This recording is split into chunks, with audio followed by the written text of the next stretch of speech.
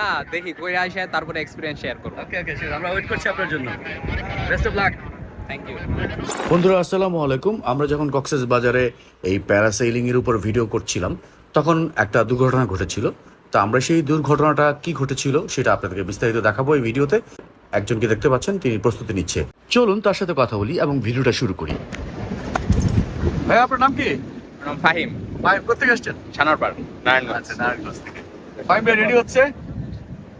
আচ্ছা এগুলো safety belt. Safety belt, life jacket. আচ্ছা, আগে এক্সপেরিয়েন্স আছে? না এ ফার্স্ট। First time? ভয় লাগছে না? না ভয় কাজ করে না।